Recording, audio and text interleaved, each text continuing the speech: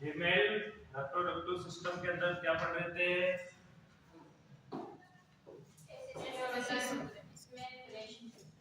Accessory organ. Accessory organ का जो topic चल रहा था वो कौन सा था? ब्रेस्ट। कौन सा था? ब्रेस्ट।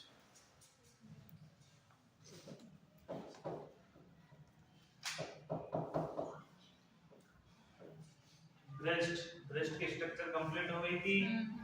अब उसमें हेडिंग लगाओ ब्लड सप्लाई।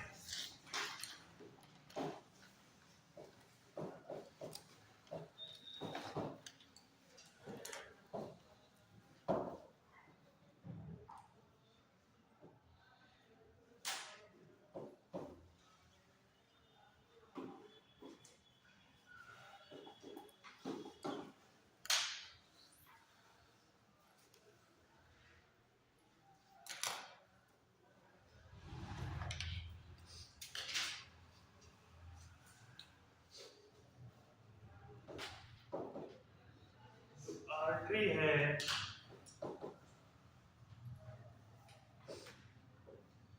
वो कौन कौन सी है? फर्स्ट पे लिखना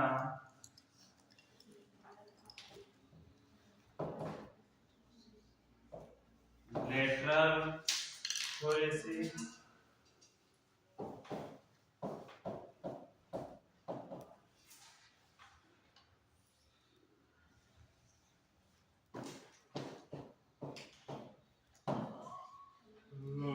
thoracic branch of axillary artery।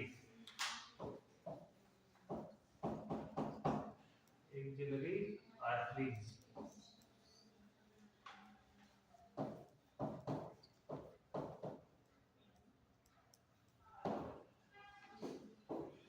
Lateral thoracic जो आर्टरी है उसकी ब्रांच है जिसका नाम क्या है?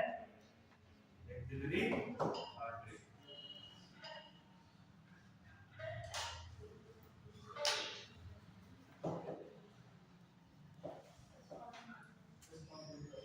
इंटरनल मेमोरी आर्टरी,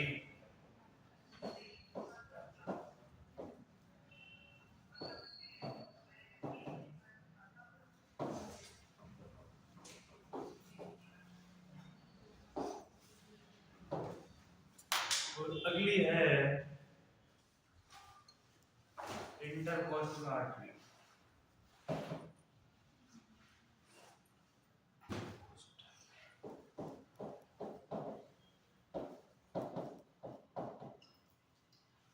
आर्टरीज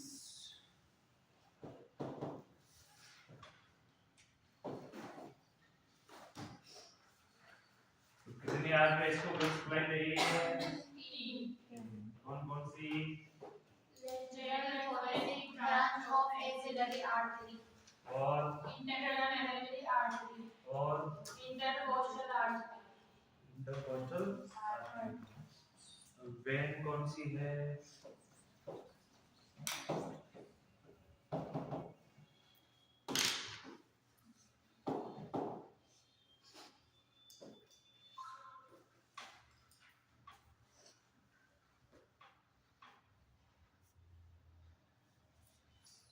जैसे वर्ता जो आर्टरीज से वर्ता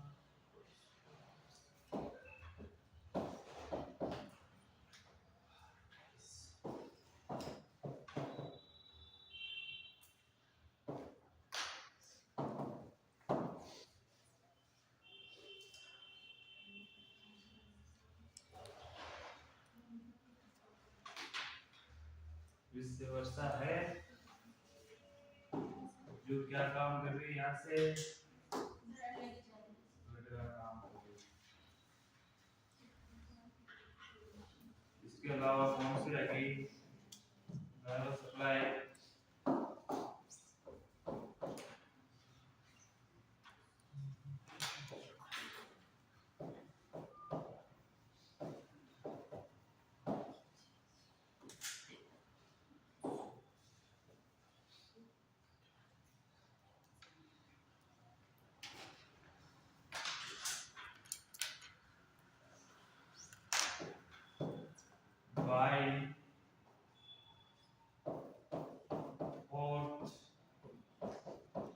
5th और 6th इंटरकोस्टल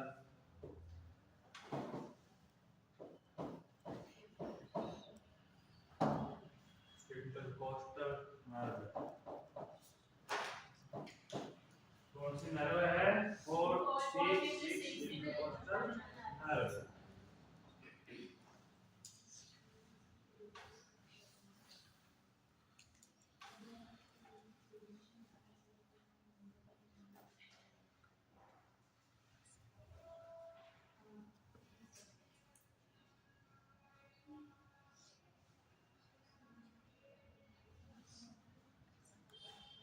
इसके कार्य लिखना, फंक्शंस।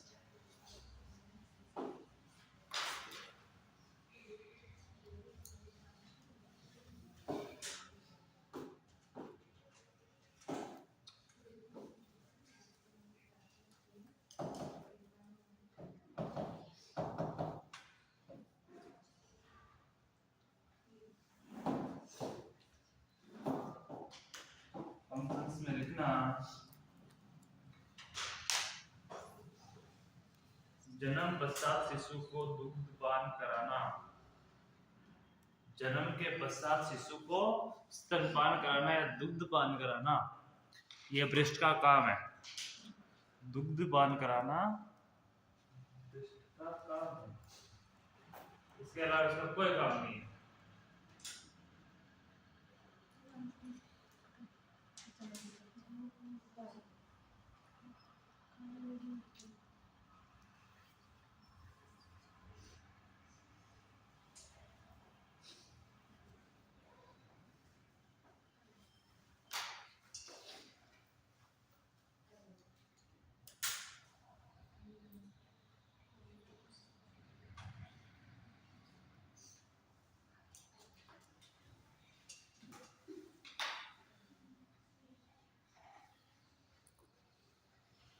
अब यहाँ तक तो अपने एनाटॉमी का जो हिस्सा था, जो डायग्राम थे, सारे खत्म हो चुके हैं।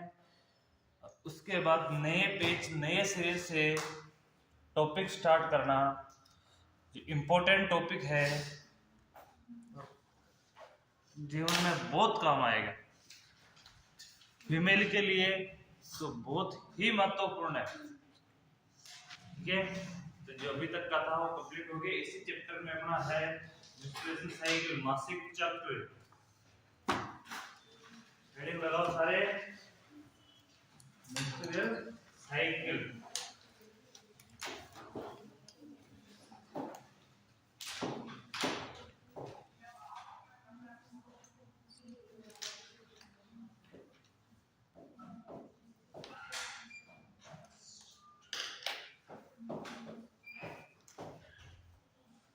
साइकिल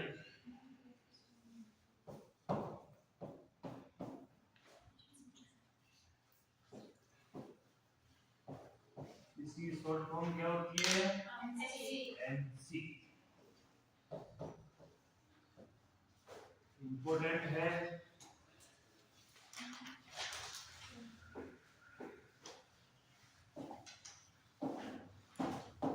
और इसी को हिंदी में क्या बोलते हैं? मासिक चक्र। मासिक चक्र।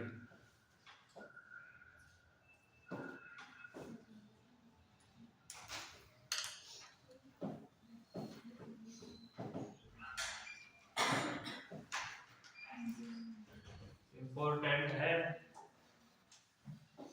तो इसको महत्व भी ज्यादा देना।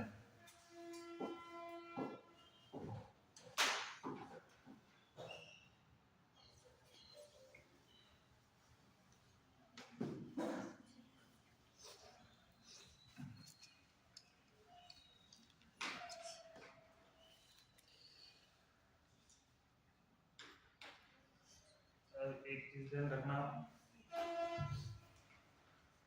जो एमसी जो साइकिल है, एमसी जो है प्रक्रिया है, एक इस प्रकार की प्रक्रिया है कि प्रत्येक फीमेल का जन्म से प्रत्येक फीमेल का एक अलग प्रकार का सिस्टम है। जो प्रत्येक फीमेल के साथ होता है। कुछ फीमेल इस प्रकार की होती है कि जिनको मेचुरेशन साइकिल नहीं आता है, मेंस्ट्रुअल साइकिल नहीं आता है, एमसी साइकिल नहीं आता है, वो फीमेल 1% होती है। कितनी होती है? 1%। यानी कि 100 में से कोई ऐसी एक फीमेल मिले, 100 में से तो नहीं मिलेगी, हजारों में एक फीमेल मिलेगी आपको, एक दो फीमेल मिलेगी जिसके मेंस्ट्रुएशन साइकिल नहीं आता है। वो अपवाद है। दूसरा कि इसको एक रूप से श्राप भी माना गया है और इसको वरदान भी माना गया है। क्या माना गया है? श्राप, और दूसरे रूप में इसको वरदान भी माना गया है। श्राप तो इसलिए माना गया है कि ये पीरियड हर महीने होता है, तो फीमेल को हर महीने इसकी परेशानी झेलनी पड़ती है। वरदान इसलिए दिया गया है कि वो इसके थ्रू एक बच्चे को जन्म दे सकती है, वो प्रेग्नेंट हो सकती है, एक अपने जैसा नए बच्चे को उनको जन्म दे सकती है, तो इसके लिए उसका वरदान भी इसको माना गया है। लेकिन कुछ फीमेल के अंदर ऐसा सिस्टम नहीं होता है, इसके एमसी का कोई सिस्टम नहीं है, वो फीमेल बांझ कहलाती है। क्या कहलाती है? बांझ, क्योंकि वो बच्चे को जन्म नहीं दे सकती। जिसमें ओव्यूलेशन ही नहीं होगा तो बच्चे को कैसे जन्म देगी? लेकिन कुछ फीमेल उनमें भी अपवाद होते हैं जिनके मेंस्ट्रुएशन साइकिल जीवन में कभी नहीं आया, लेकिन फिर भी वो बच्चे को जन्म दे देती है। ऐसे केस होते हैं जिनको अपवाद माना जाता है। क्या माना जाता है? अपवाद। उनको कुदरत का करिश्मा माना जाता है, उसका कोई स्टडी नहीं है, उसकी कोई साइंस नहीं है। जिस साइंस जिसको प्रमाणित करती है, अगर उस फीमेल की वो प्रक्रिया स्टार्ट नहीं होती फिर भी वो प्रेग्नेंट हो जाती है, तो उसमें ओव्यूलेशन तो हो रहा है,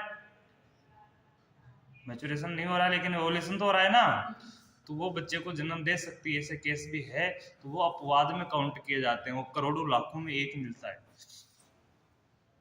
हजारों की संख्या में एक मिलते हैं, तो वो अपवाद माने जाते हैं। तो वैसे ये कोई ऐसी चीज नहीं है, फिर भी ये क्या है कि इम्पोर्टेंट है, क्योंकि 99% प्रत्येक फीमेल को ये होता है, प्रक्रिया है।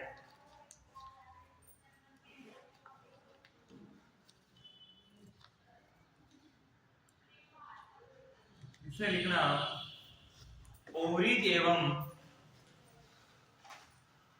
इस पे लिखना इंपॉर्टेंट है, इंट्रोडक्शन के तौर पे लिखना है।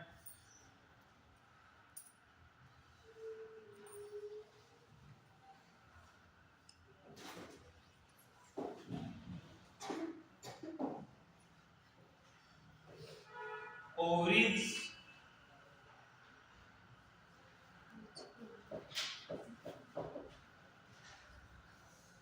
एवं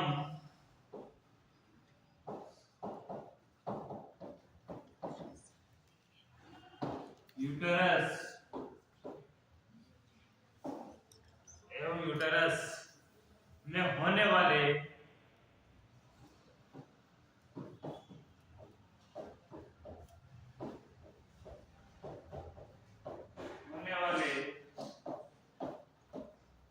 कर्मिक परिवर्तन, होने वाले कर्मिक परिवर्तन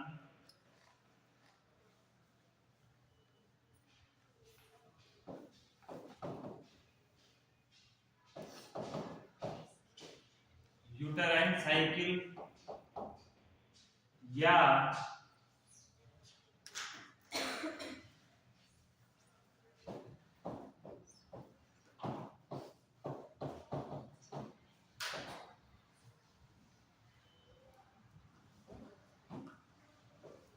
मेंस्ट्रुअल साइकिल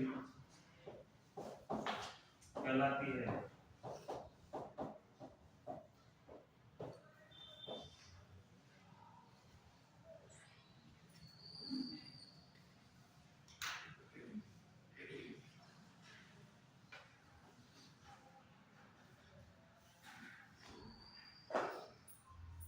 तो क्या कहलाएगी? ओवरीज एवं यूटेरस, ओवरीज में यूटेरस में होने वाले क्रमिक परिवर्तन यूटेराइन साइकिल या मेंस्ट्रुअल साइकिल कहलाती है, ये कहलाते हैं।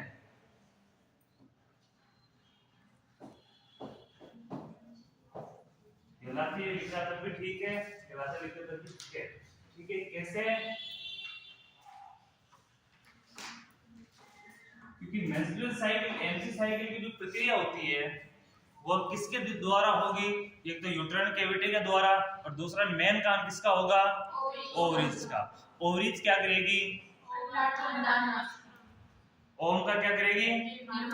निर्माण करेगी। और जब ओम का निर्माण करती तो ओम कहाँ आएंगे? फैलोपियन ट्यूब में। और जब फैलोपियन ट्यूब में आ जाएंगे और फैलोपियन ट्यूब में आने के बाद उसमें फर्टिलाइजेशन नहीं होता है तो अंडे के ओम क्या हो जाएंगे? मर्त हो जाएंगे। और जब मर्त हो जाएंगे तो उनको बाहर निकालने की जरूरत है, नहीं तो अंदर क्या करेंगे? वो इन्फेक्शन उत्पन्न कर देंगे, संक्रमण उत्पन्न कर देंगे, सड़ जाएंगे वो। तो वो जो मर्द हो गए, मर्द को बाहर निकलने की जरूरत है। मर्द को बाहर निकलने की जरूरत है, उसको निकालने के लिए एक जो अपने अंदर एक लेयर होती है, यूट्राइन कैविटी के अंदर एक लेयर होती है, इसको फंक्शनल लेयर बोलते हैं। एंडोमेट्रियम के अंदर कौन सी लेयर है? एक फंक्शनल लेयर है, एक तो बेसल और एक फंक्शनल, दो पढ़ी अपन ने। जो फंक्शनल लेयर है, फंक्शनल लेयर क्या हो जाती है? वो उस इंफॉर्मेशन के दौरान फूलना प्रारंभ हो जाती है, और वो भी ओम को लेकर क्या हो जाती है? टूटना प्रारंभ हो जाती है। ओम को साथ लेकर वो टूटना प्रारंभ हो जाती है, और जब टूटना प्रारंभ होगा तो वही ब्लीडिंग टाइम होता है। वही क्या होता है? ब्लीडिंग टाइम होता है। जब तक वो खत्म हो जाएगी, टूटकर ब्लीडिंग निकलना खत्म हो जाएगा, उसके बाद वो बंद हो जाती है, और बंद होने के बाद वापस से ओवुलेशन स्टार्ट हो जाता है, और लगभग 14वें दिन तक वापस सीक्रेट हो जाते हैं। तो वो एक प्रक्रिया चल रही है। तो ये दोनों मिलकर ये क्या करते हैं?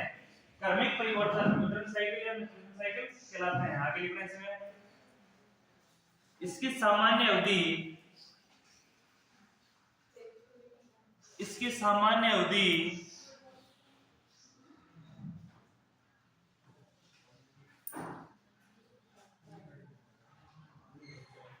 28 डे, 28 दिन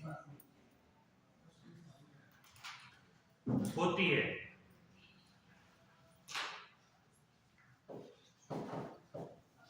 इसकी सामान्य अवधि कितनी हो गई? 28।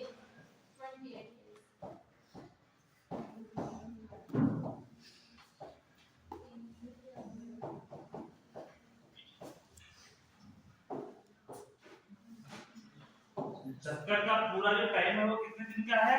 28 दिन का।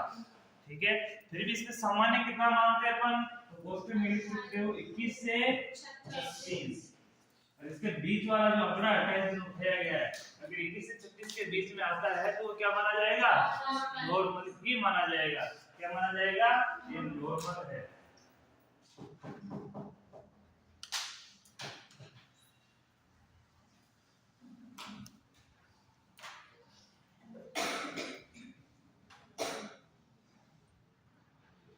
ये चक्र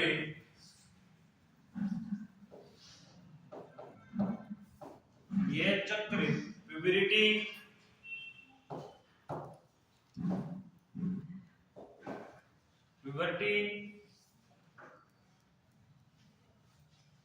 से आरंभ होता है।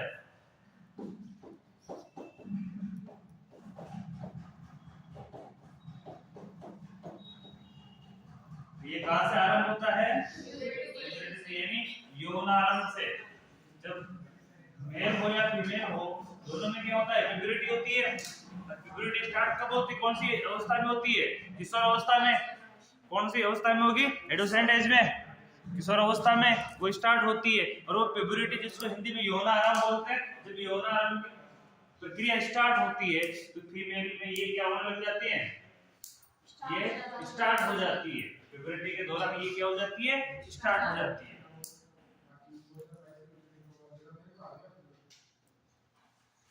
और यह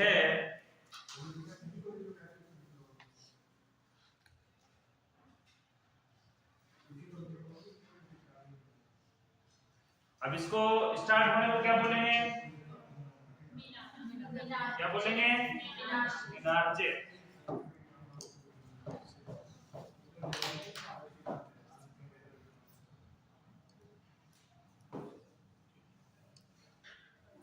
खत्म होने को आरंभ होता है एवं मेनोपॉज तक। आगे लिखना, एवं मेनोपॉज तक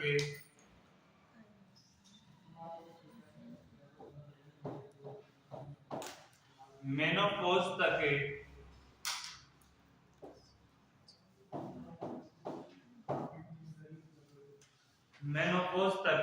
नियमित रूप से चलता रहता है।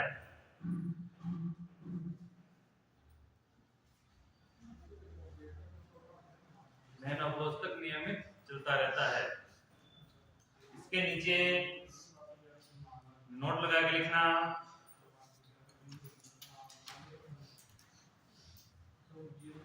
एनसी प्रारंभ होने को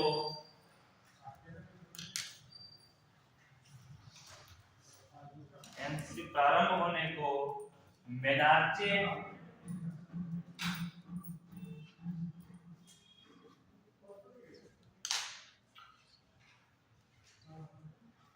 और खत्म होने को मेनोपॉज कहते हैं।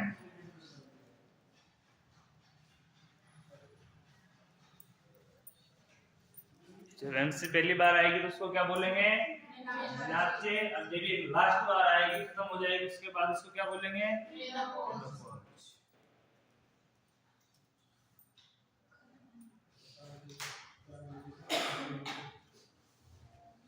इसका टाइम देखा जाए तो आइडिया लिखना मत, आइडिया देना, ठीक है। मेनार्चे का समय होता है 10 से 14 वर्ष।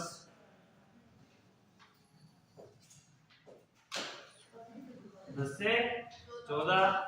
और मेनोपॉज का होता है 45 से 55 ईयर। ये याद रखने के लिए लिख सकते हो, आप पोस्ट में भी लिख सकते हो। यानी 10 से 14 वर्ष की एज में मेनार्चे हो सकता है, होगा, कंफर्म है। और मेनोपॉज 45 से 55 की एज में हो जाता है।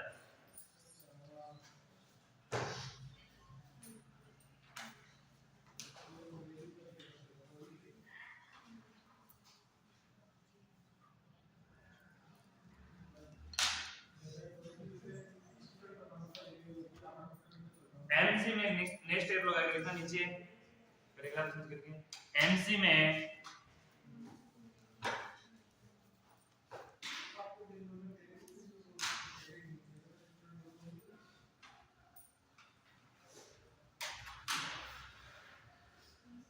प्रथम दिन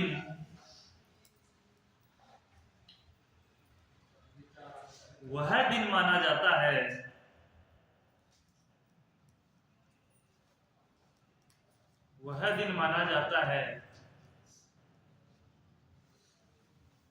जिस दिन से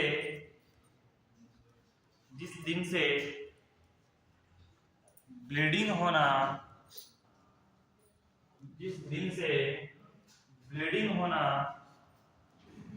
आरंभ होती है।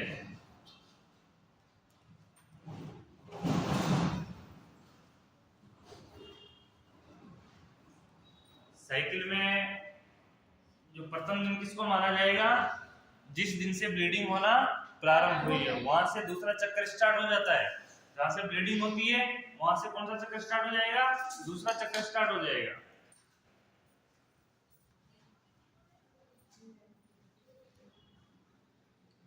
इसकी मुख्यतः 3 अवस्थाएं होती है।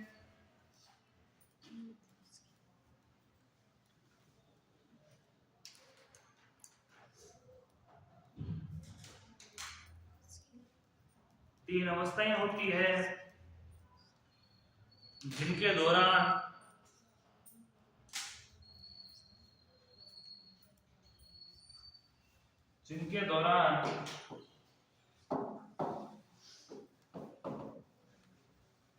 यूटेरस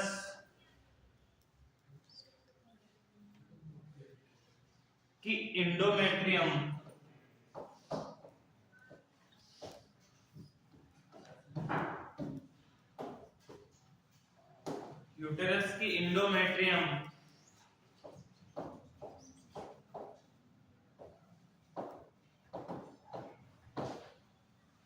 इंडोमेट्रियम की संरचना में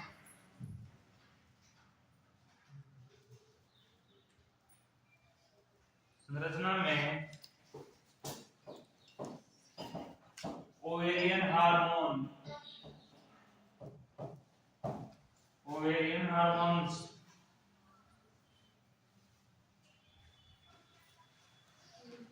के कारण परिवर्तन आते हैं। हार्मोन्स के कारण क्या आते हैं? परिवर्तन आते हैं।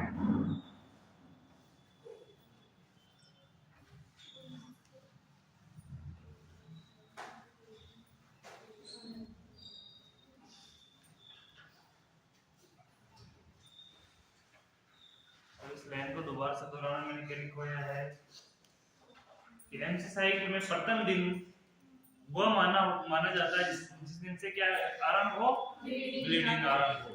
ठीक है, और ब्लीडिंग आरंभ होने का एक कारण किसकी वजह से होता है? इसकी तीन मुख्य अवस्थाएं होती हैं जिनके दौरान यूटेरस की एंडोमेट्रियम की संरचना में ओवेरियन हार्मोन के कारण परिवर्तन होते हैं। किसके कारण परिवर्तन होते हैं? ओवेरियन जो हार्मोन सीक्रेट करती है उसके कारण एंडोमेट्रियम की जो फंक्शन लेयर है उसमें क्या होंगे? परिवर्तन होंगे और उसी के कारण वो टूटती है। ठीक है, इनकी तीन मुख्य अवस्थाएं हैं। इसकी तीन मुख्य अवस्थाएं हैं।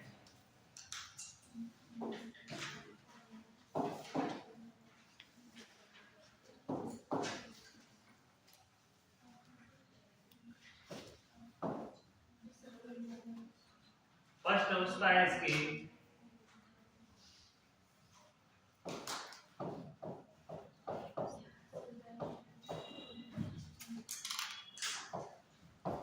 menstrual phase।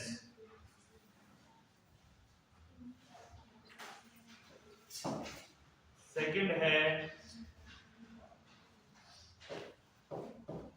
proliferative phase।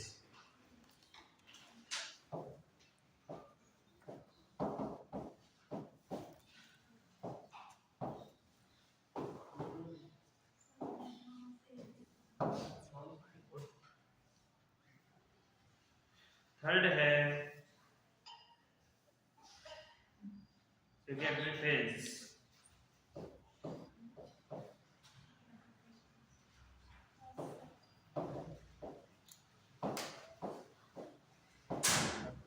इसी फेज को एक और नाम से जानते हैं luteal phase।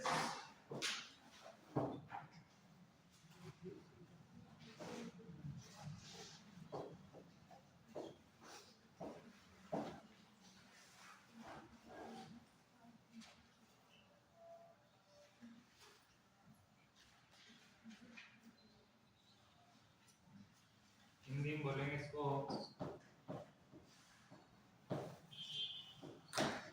रक्तस्राव प्रावस्था।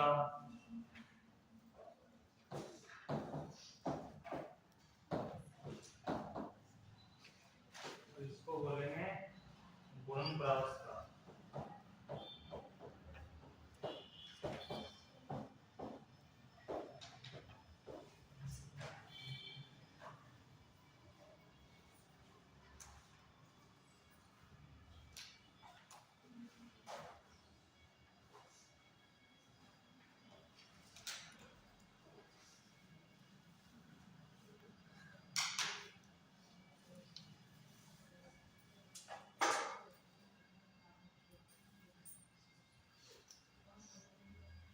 फर्स्ट लिखना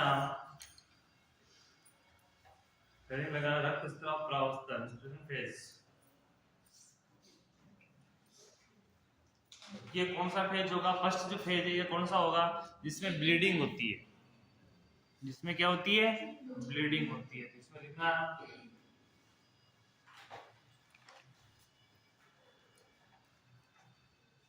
इस प्रावस्था को ब्लीडिंग फेज भी कहते हैं। इसका दूसरा नाम क्या हो गया? लिख रहे थे ना, इसका दूसरा नाम क्या हो गया? Bleeding phase.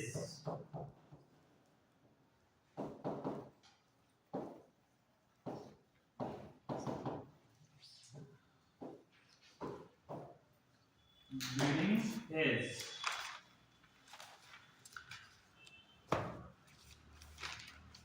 क्योंकि इस अवधि के दौरान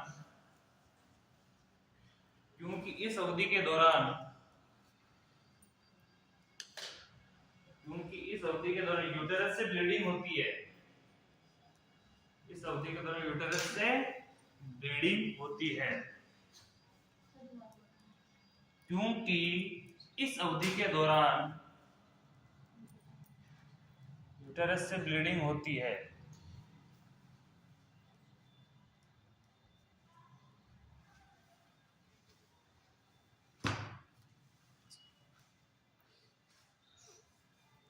जो वेजाइना से होकर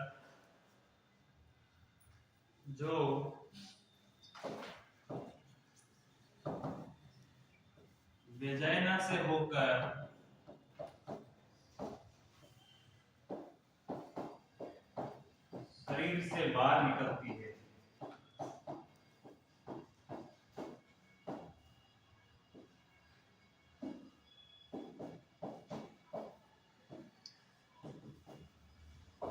तो वेजाइना से होकर शरीर से बाहर निकलती है।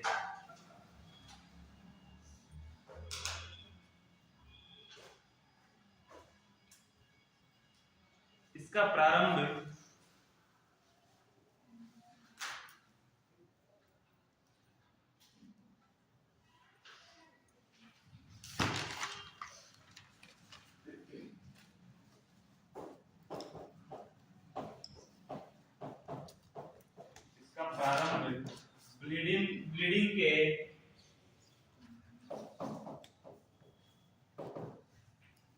ब्लीडिंग के प्रथम दिन से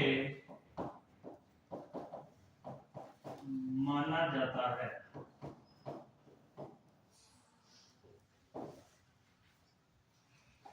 प्रथम दिन से माना जाता है और इसकी अवधि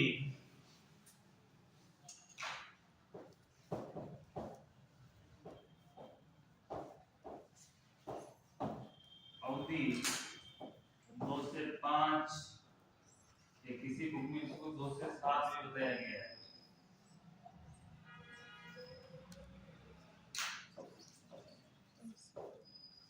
देखनी होती है।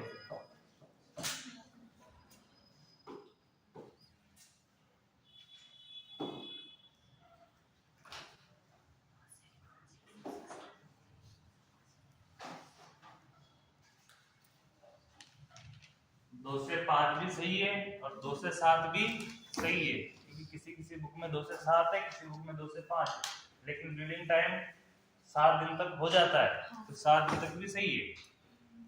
अगर कोई कंपटीशन में इंफ्यूशन आ गया तो इसमें दोनों ऑप्शन साथ में आएंगे। दोनों ऑप्शन साथ में कैसे आएंगे? साथ में आएंगे तो साथ में सही है। 7 दिन तक ब्लीडिंग होती है, सही तो 7 ही है।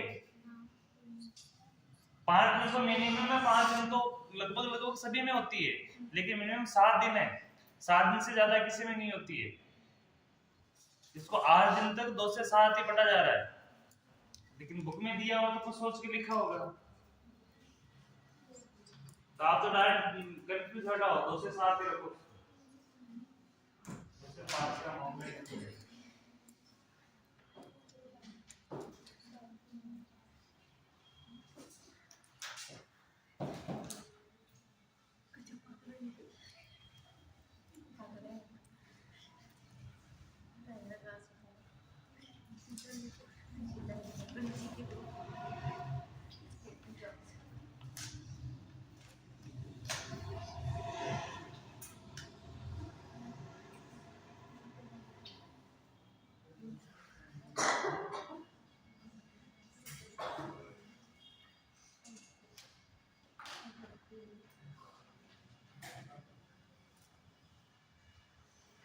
इस अवस्था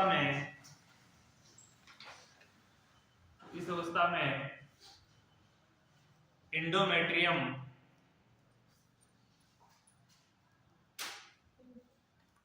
इस अवस्था में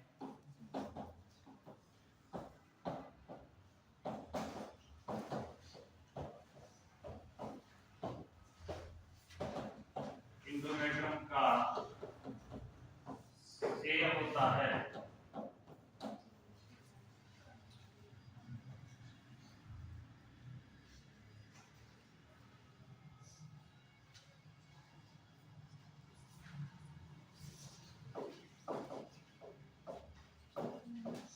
और इस अवधि में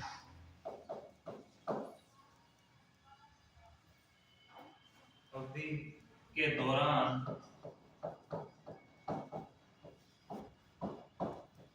जूना फंक्शनल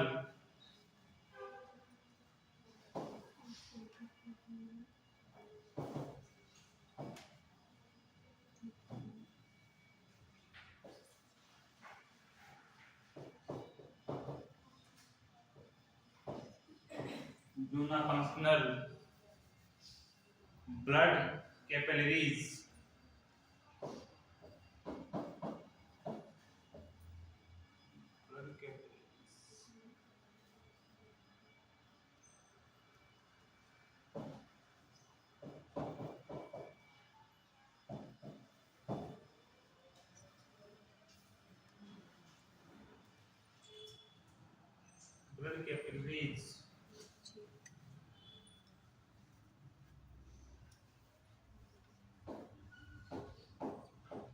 निषेचित ओवम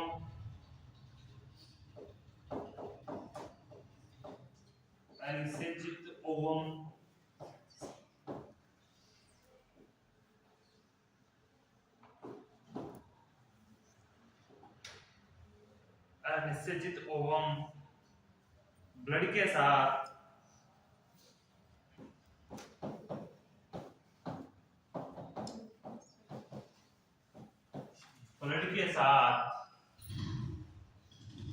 वेजाइना से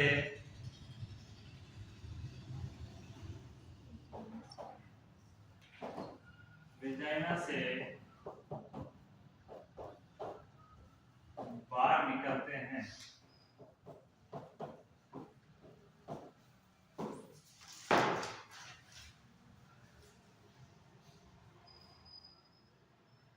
एंडोमेट्रियम की जूना फंक्शन ले रहे, ब्लड कैपिलरीज है और ओवम है, ये ब्लड के साथ किससे बाहर निकलते हैं? वेजाइना से बाहर निकलते हैं। कौन कौन सी निकलती है? जूना फंक्शनल, ब्लड कैपिलरीज, ओवम। ये सारे ब्लड के साथ कहां निकलते हैं? बाहर निकलते हैं। किस रूट से निकलते हैं? वेजाइना। ठीक है, ये तो कौन सा फेज हो गया? मेंस्ट्रुअल फेज या ब्लीडिंग फेज। मेंस्ट्रुअल फेज या दूसरा नाम क्या है इसका? Bleeding phase. ये ऐसा फेज है जिसके अंदर क्या होती है? ब्लीडिंग होती है। और ब्लड के जो प्रथम दिन से ही अपन उसकी नई साइकिल स्टार्ट हो जाती है। इसको जो प्रथम दिन किसको माना जाता है? अपन जिस दिन पहली बार ब्लीडिंग हुई हो। तो ये फेज कितने दिन का होता है? 7 दिन का होता है। 2 से 7 दिन का। किसी में 5 में खत्म हो जाता है, किसी में 2 दिन में खत्म हो जाता है, किसी में 4 में खत्म हो जाता है, किसी को 6 में हो जाता है। मैक्सिमम कितना होता है? 2 से 7। 2 से 7 के अंदर लगभग सभी फीमेल के खत्म हो जाता है ब्लीडिंग टाइम। ठीक है, और 7 दिन तक तो ये चला। इसके बाद 14वें दिन क्या हो जाएगा? ओवुलेशन हो जाएगा वापस से। तो इसमें लिखना सेकंड गुण प्रावस्था, प्रोलिफेरेटिव फेज।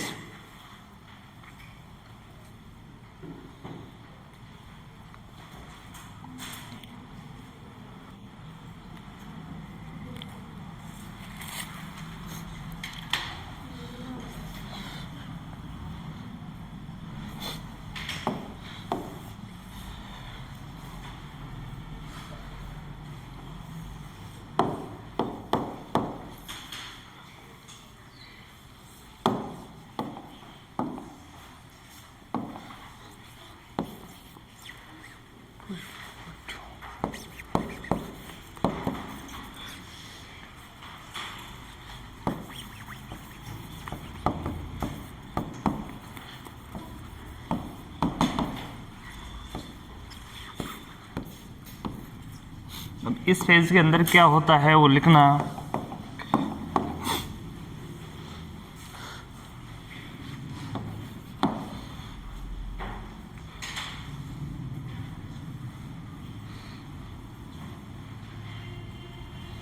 ये ब्लीडिंग पीरियड के पश्चात आरंभ होता है। ये है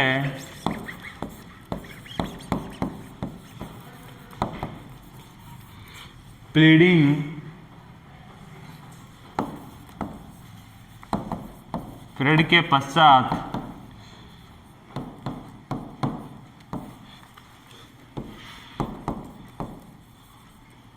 प्रारंभ होता है।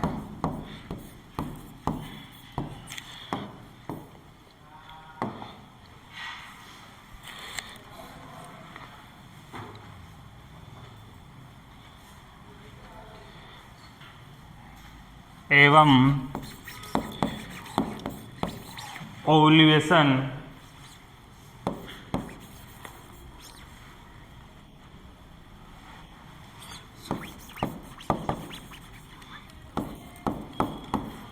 होने तक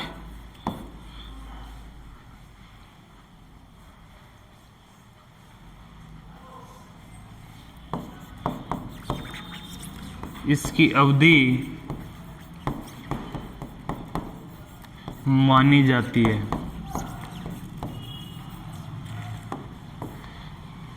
ओव्यूलेशन होने तक इसकी अवधि मानी जाती है। ये कहाँ से प्रारंभ हो रहा है? ब्लीडिंग पीरियड के पश्चात, यानी 7 दिन तक तो ब्लीडिंग टाइम माना, यानी जिस दिन से ब्लड बंद हो जाएगा, ऐसा नहीं कि 7 दिन से हो, जिस फीमेल के जिस दिन से ब्लड बंद हो गया है तब से उसका कौन सा पीरियड स्टार्ट हो जाएगा? प्रोलिफेरेटिव फेज स्टार्ट हो गया है। और ये कब तक चलेगा? ओव्यूलेशन होने तक। इसकी अवधि कब तक मानी जाएगी? ओव्यूलेशन होने तक मानी जाएगी।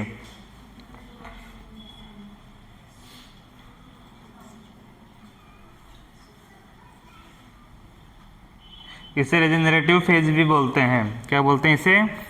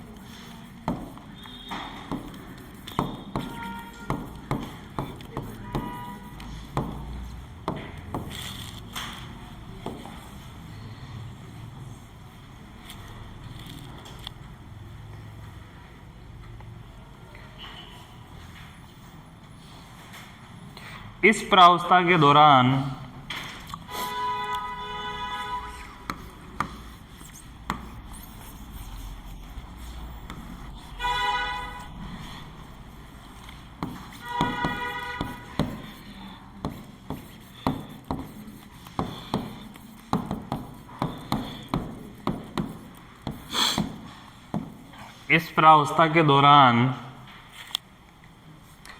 यूटेरस की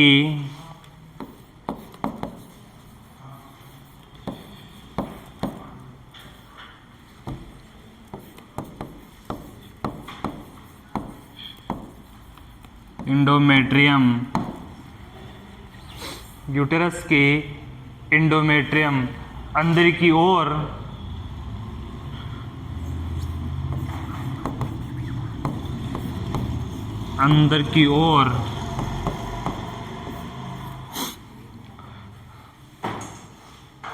नए स्तर पर निर्माण करती है।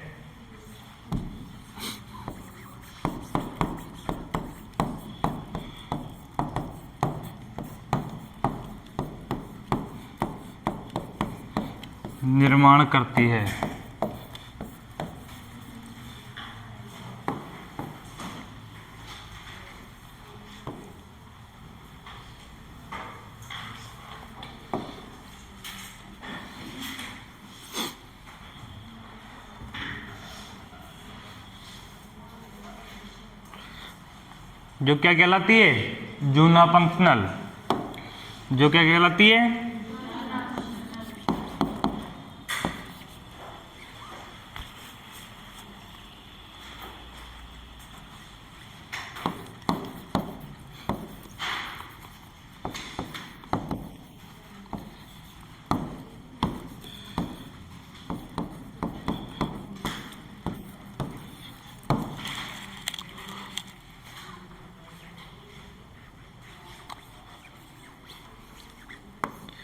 जो जूना फंक्शनल कहलाती है।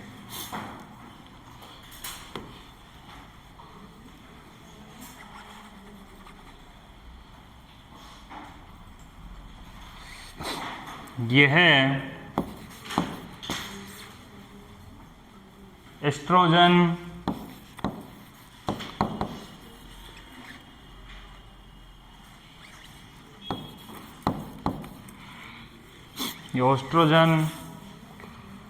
हार्मोन के नियंत्रण द्वारा होती है।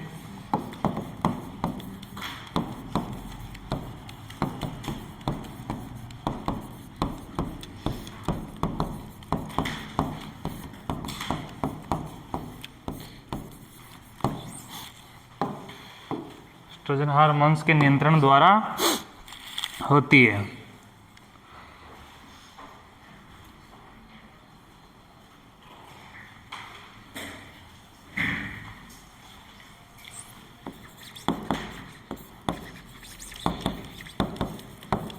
इसकी प्रावस्था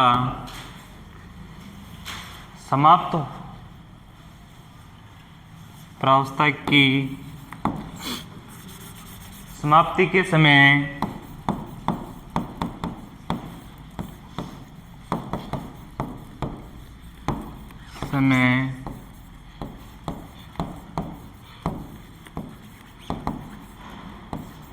एंडोमेट्रियम के 3 स्तर होते हैं।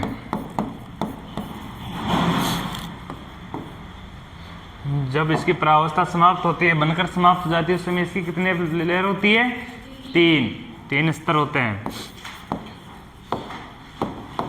जो पहला है उसको बोलते हैं बेसल लेयर,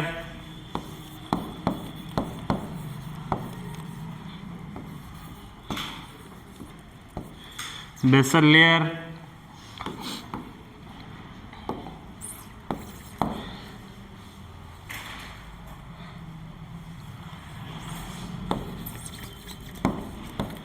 सेकंड को बोलेंगे फंक्शनल लेयर।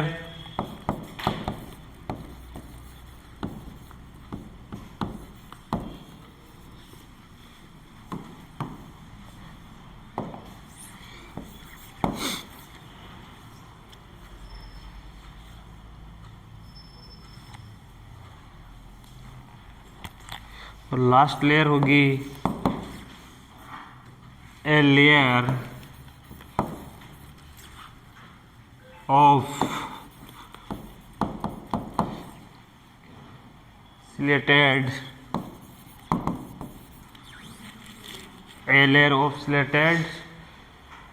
cuboidal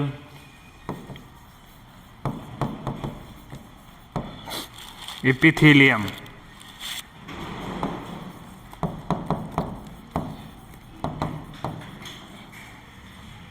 ये किसकी बनी है? सिलेटेड cuboidal epithelium की लेयर होती है।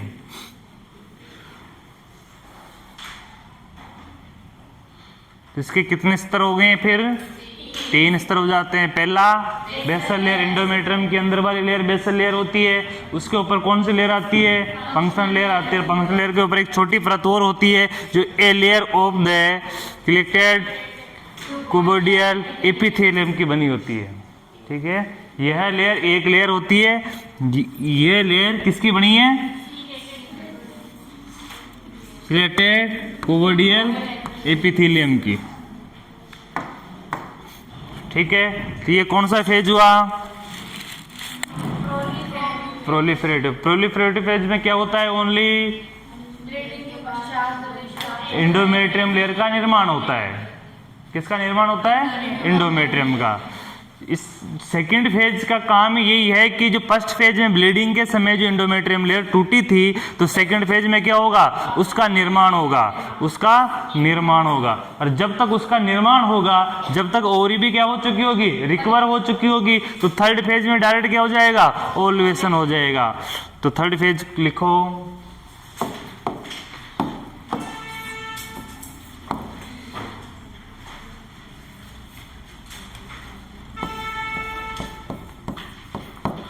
Secretary phase.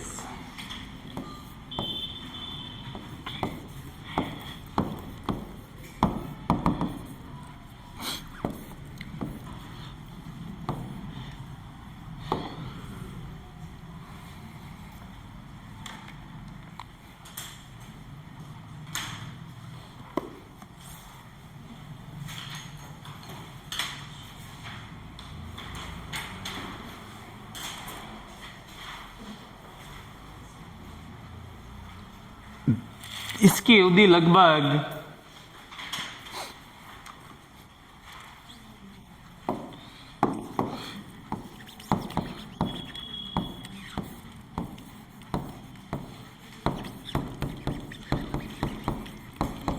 इसकी अवधि लगभग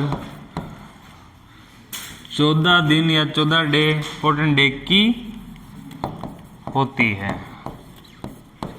कितने दिन की होती है इसकी अवधि? 14 दिन की। कितने दिन की? 14 दिन की होती है। यह ओव्यूलेशन के साथ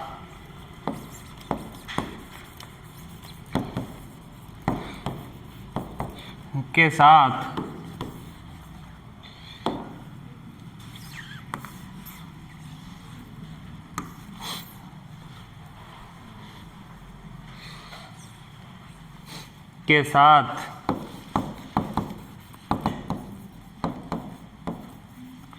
आरंभ होती है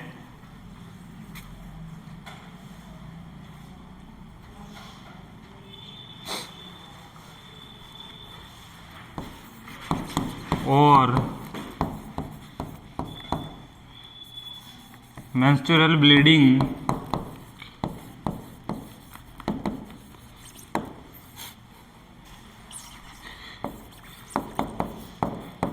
के साथ समाप्त होती है। जहां से ब्लीडिंग प्रारंभ होगी तब जाके ये क्या होगी? समाप्त होगी।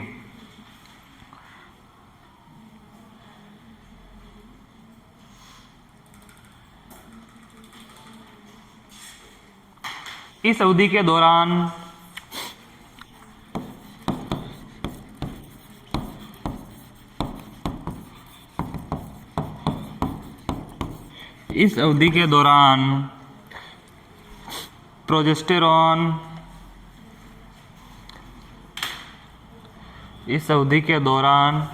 प्रोजेस्टेरॉन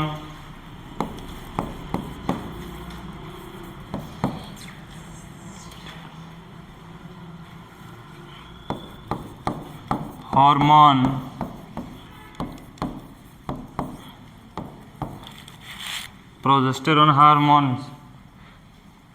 के प्रभाव द्वारा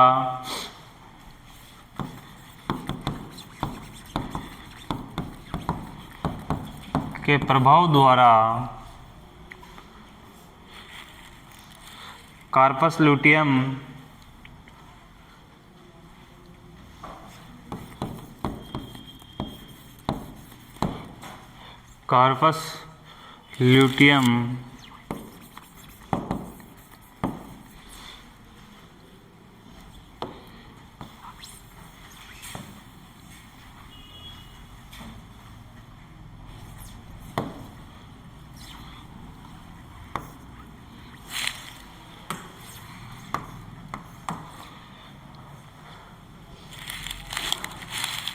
का निर्माण होता है।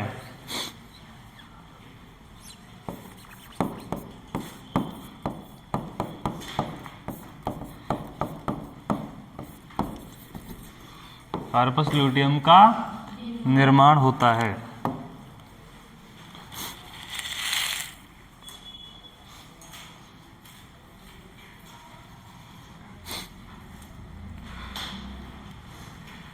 जो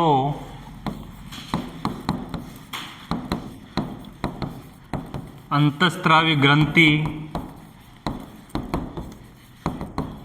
के रूप में कार्य करता है।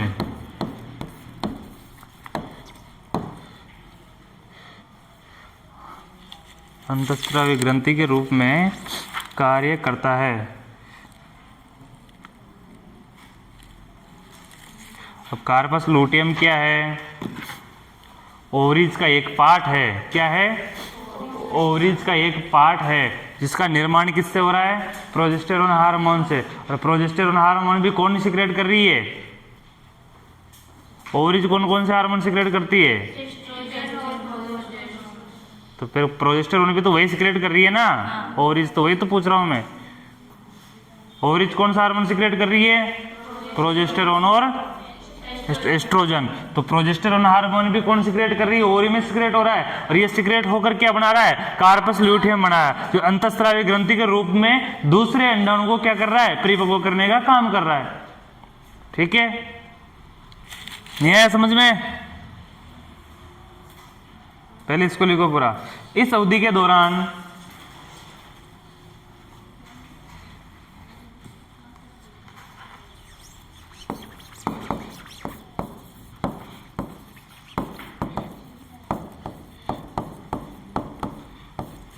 इस अवधि के दौरान फंक्शनल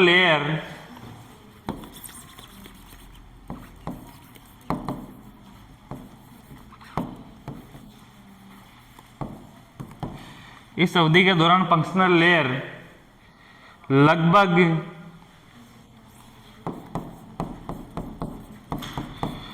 3.5 mm मोटी हो जाती है।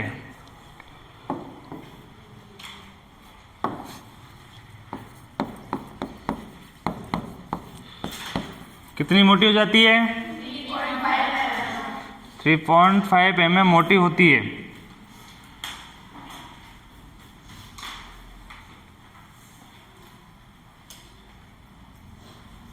और यह एवं यह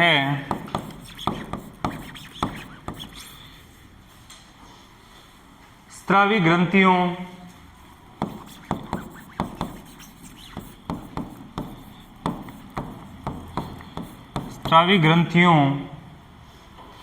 के कुंडलन के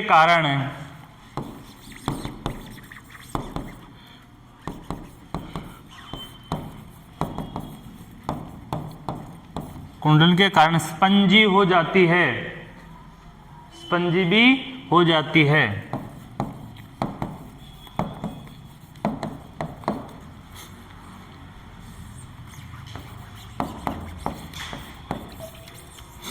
स्पंजी हो जाती है।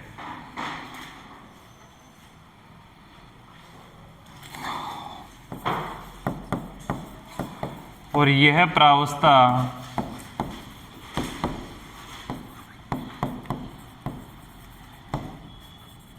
ब्लीडिंग के बाद, यह प्रावस्था ब्लीडिंग प्रारंभ होते ही समाप्त हो जाती है।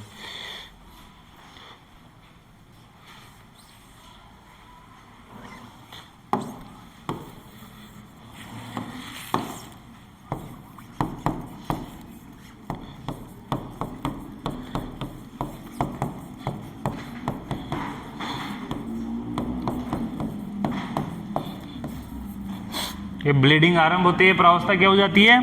समाप्त हो जाती है।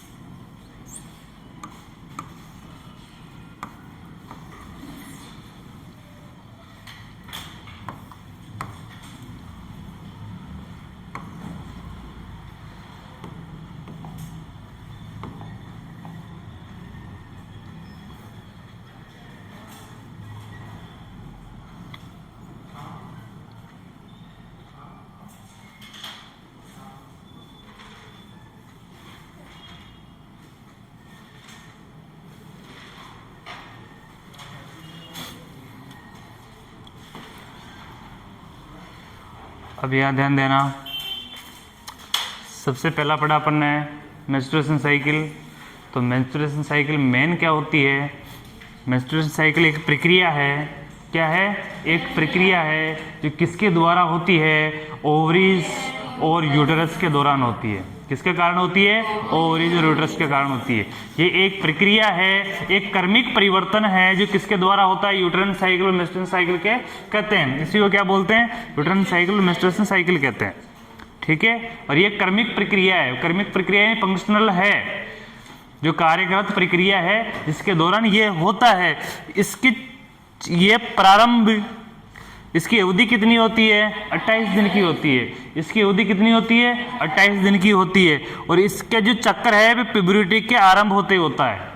किसके दौरान होता है? प्यूबर्टी के दौरान। ये स्टार्ट होती है तो किसके दौरान होती है? प्यूबर्टी के दौरान। और प्यूबर्टी के दौरान जब ये प्रथम बार स्टार्ट होगी तो इसको क्या बोलेंगे? मेनार्चे। और जब ये मेनो बंद हो जाती है तो उसको क्या बोलेंगे? मेनोपॉज। और मेनोपॉज लगभग कितने समय पे होता है? 45 से 55 ईयर, यानी 45 साल से 55 साल तक होता है। और मेनार्चे कब होता है? 10 से 14 ईयर में। 10 से लेकर किसी के 11 वर्ष में हो जाता है, किसी के 13 वर्ष में हो जाता है, किसी के 14 में होता है, किसी के 10 में हो जाता है, फीमेल के स्टार्ट हो जाता है। तो ये है दूसरा। जो इसकी सामान्य अवधि है मेंस्ट्रुएशन साइकिल की, वो कितनी है? 21 से 36। कितने चक्कर की कितनी अवधि है? 21 से 36। 21 के 36 के बीच में अगर होता है तो वो सामान्य कहलाएगा। इसका बीच का आंकड़ा ले रखा है तो 28 दिन की होती है। ठीक है। इंडोमेट्रियम ओ हार्मोन्स, ठीक है। तो देखा इसके जो फेज होते हैं वो कितने फेज होते हैं? 3 फेज। इसकी कितनी अवस्थाएं होती है? टोटल 3 अवस्थाएं होती है। मेंस्ट्रुअल साइकिल कितने फेज होते हैं? 3 फेज होते हैं। 3 फेज में पहला फेज कौन सा है? Menstrual phase. और मेंस्ट्रुअल फेज को किस नाम से जानते हैं? ब्लीडिंग फेज के नाम से। किस नाम से जानते हैं? ब्लीडिंग फेज के नाम से।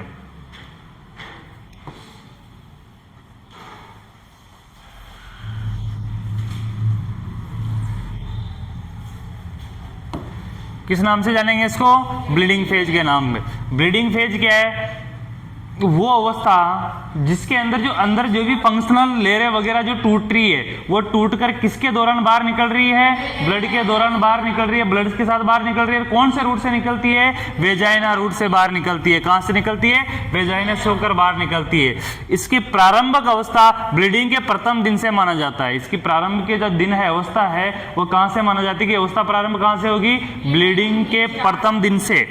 ब्लीडिंग के प्रथम दिन से। इसकी अवधि कितनी होती है? लगभग 2 से 7 दिन। कितनी होती है? 2 से 7 दिन। इस अवस्था में इंडोमेट्रियम का क्षय होता है। कौन सी लेयर टूटती है? इंडोमेट्रियम लेयर टूटती है। और इस अवधि के दौरान जूना फंक्शनल ब्लड कैपिलरीज ओवम और ब्लड के साथ वेजाइना से बाहर निकालते हैं। यानी कि जो भी अपशिष्ट पदार्थ हैं अंदर वो सारे वेजाइना से ब्लड के रूप में बाहर निकल जाते हैं। तो ये फेज कौन सा हुआ? Bleeding phase. ये फेज कौन सा हुआ? Bleeding phase. ब्लीडिंग फेज कितने दिन का हुआ? 2 से 7 दिन का। और प्राथमिक जो दिन है वो प्रारंभिक अवस्था वो कितनी मानी जाएगी? जहां से ब्लड स्टार्ट होता है। अवधि का जो प्रारंभिक दिन कहां से माना जाएगा? प्रथम दिन जो ब्लीडिंग के टाइम से। उसके बाद 7वें दिन पे जैसे ब्लीडिंग टाइम रुकते ही कौन सा फेज स्टार्ट हो जाएगा? Proliferative phase. कौन सा फेज स्टार्ट हो जाएगा? प्रोलिफेरेटिव फेज स्टार्ट हो जाएगा।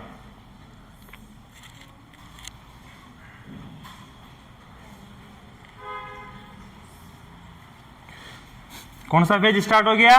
Proliferative phase. ये ब्लीडिंग पीरियड के पश्चात प्रारंभ होता है। इसके बाद प्रारंभ होता है ब्लीडिंग। यानी कि जहां से ब्लीडिंग बंद हुई वहां से कौन सा फेज स्टार्ट हो गया?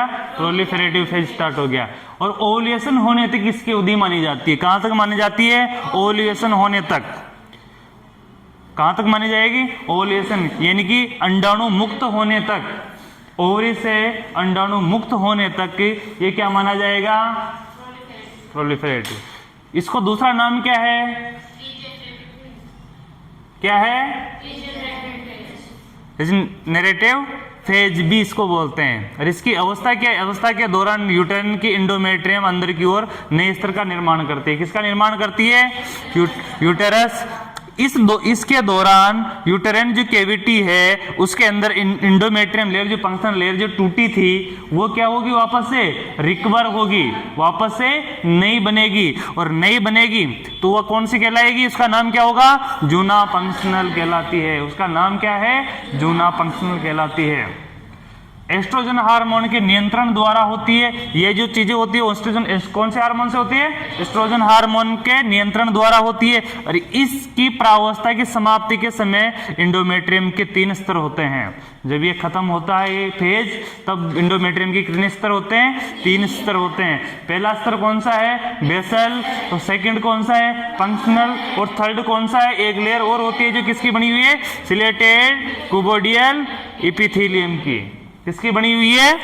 स्लेटेड कुबोडियल एपिथेलियम की बनी होती है। ठीक है। इसके बाद कौन सा फेज स्टार्ट हो गया? थर्ड नंबर का स्टार्ट हो गया। इसमें देखना इसकी अवधि लगभग 14 दिन की होती है। कितने दिन की होती है? 14 दिन की होती है, इसकी अवधि लगभग 14 दिन की होती है। और जहां से ओव्यूलेशन हो गया, ओव्यूलेशन के बाद ही स्टार्ट हो जाएगा। कहां से स्टार्ट हो जाएगा? ओव्यूलेशन के बाद। ओव्यूलेशन के साथ आरंभ होता है, होती है। ये अवस्था कब आरंभ होती है? ओव्यूलेशन के साथ होती है और मेंस्ट्रुअल ब्लीडिंग के साथ समाप्त होती है। यानी कि ओव्यूलेशन हुआ तब से ये प्रारंभ हो जाती है और समाप्त कब होती है? ब्लीडिंग फेज के साथ। वापस ब्लीडिंग स्टार्ट हो गई है, यानी नया पीरियड स्टार्ट हो गया है, इसका पीरियड खत्म हो गया है, ये वहां तक चलती है, इसके साथ समाप्त होती है। इस अवधि के दौरान प्रोजेस्टेरोन हार्मोन के प्रभाव द्वारा कार्पस ल्यूटियम का निर्माण होता है। किसका निर्माण होता है? कार्पस ल्यूटियम का। कार्पस ल्यूटियम क्या है? ओवरी का एक पार्ट है जिसका निर्माण होता है। और प्रोजेस्टेरोन हार्मोन है, किसका निर्माण भी कौन करेगा? ओवरी। प्रोजेस्टेरोन हार्मोन है, उसका निर्माण भी कौन करती है? सिक्रेट कौन करती है? ओवरी। ओवरी ही एस्ट्रोजन प्रोजेस्टेरोन हार्मोन का सिक्रेशन करती है। और ये क्या काम करता है? ये उस दौरान जब इसका एक फेज चल रहा होता है, सेक्रेटरी फेज चल रहा होता है, उसके दौरान ओवरी के अंदर सेकेंडरी फेज तो किसका चलेगा? ओवरी का नहीं चलता है, किसका चलेगा? यूट्राइन कैविटी का चलेगा। किसका चलेगा? यूट्राइन कैविटी का चलेगा, एंडोमेट्रियम का चलेगा, क्योंकि ओम को मुक्त कर दिया उसने। ओवुलेशन हो गया है और ओवुलेशन होने के बाद ही स्टार्ट हो रहा है, तो ओवुलेशन होते ही ओवरी का काम खत्म है। तो उस फेज के दौरान ओवरी के अंदर कौन सा काम होता है? तो प्रोजेस्टेरोन हार्मोन क्या करता है? उसको अगला अंडा मुक्त करने के लिए कार्पस ल्यूटियम का निर्माण करवाता है। ठीक है, क्योंकि जहां से ओवुलेशन हुआ, थर्ड फेज में ओवुलेशन हो गया है, ओवुलेशन ओवरी से अंडा बाहर निकल चुका है, कौन सी ट्यूब में आ गया है? फ्लूपियन ट्यूब में आ गया है। फ्लूपियन ट्यूब में आने के बाद वो तो फर्टिलाइजेशन के लिए तैयार है। किसके लिए तैयार है? फर्टिलाइजेशन होने के लिए। अब फर्टिलाइजेशन के लिए तैयार है तो फर्टिलाइजेशन की प्रक्रिया तो यूट्राइन कैविटी में चलेगी, वो तो ट्यूब में यूट्राइन कैविटी में चलेगी ना। तो उसके दौरान वो तो सारी पूरा थर्ड फेज है, थर्ड फेज सारा उसी के अंदर होना है, यूट्राइन कैविटी के अंदर ही होना है। लेकिन उसके दौरान ओवरी में कौन सी प्रक्रिया चल रही होती है वो बताएगी। तो कौन सी प्रक्रिया है? प्रोजेस्टेरोन हार्मोन के प्रभाव से कार्पस ल्यूटियम का निर्माण होता है, जो अंतःस्रावी ग्रंथि के रूप में कार्य करता है। किसके रूप में कार्य करता है? अंतःस्रावी ग्रंथि के रूप में कार्य करता है। और इस अवधि के दौरान फंक्शनल लेयर लगभग 0.5 mm मोटी हो जाती है। फंक्शनल लेयर मोटी होती है और ये मोटी होने के कारण ही टूटती है। ठीक है, ये मोटी हो जाती है एवं यह स्रावी ग्रंथियों के कुंडलित के कारण स्पंजी भी हो जाती है। स्पंजी यानी लचीली, दबने वाली लेयर। और किसके कारण होती है? ये अंतःस्रावी ग्रंथियां हैं, जो उसके नीचे अंतःस्रावी ग्रंथियां हैं, वो कुंडलित के कारण स्पंजी हो जाती है, वो कुंडलित रूप से इसके नीचे आ जाती है। जो अंतःस्रावी ग्रंथियां इसके नीचे जिसको पोषण दे रही है ग्रंथियां, वो क्या हो जाती है कि वो बड़ी हो जाती है, और बड़ी होकर वो क्या हो जाती है? कुंडलित रूप ले लेती है। और कुंडलित के कारण वो क्या है कि उसके बीच में आ जाती है, जिससे ये लेयर क्या हो जाती है? ऊपर हो जाती है। तो उसको दबाएंगे तो ये स्पंज के जैसी हो जाती है। कैसे हो जाती है? स्पंजी हो जाती है। और जब स्पंजी हो जाती है तो इसके बाद ये प्रावस्था ब्लीडिंग आरंभ होने ही समाप्त हो जाती है। जैसे ये बड़ी हो गई, बढ़ गई, आकार में मोटा हो गया, स्पंजी हो गई, फिर धीरे धीरे क्या हो जाएगा? ओम भी मृत होके कहाँ आ जाएंगे? इसके अंदर आ जाएंगे, और फिर ये टूटना बाहर हो जाएगी, निकलने लग जाएगी। तो ये तो टूटेगी, साथ के साथ जो कुंडली, तो ये जो ग्रंथियां हैं, स्रावी ग्रंथियां हैं, ये भी टूट के बाहर आएगी, तो ब्लड भी निकलेगा। तो वो ब्लड के साथ साथ ये निकल के बाहर आ जाती है। कौन से रूट से बाहर आ जाती है? वेजाइना रूट से बाहर आ जाती है। समझ में आ गई या नहीं आई? आ गई। तो मेंस्ट्रुएशन के कितने फेज हैं? 3 फेज है। कितने फेज है? 3 फेज है। कौन कौन से है? और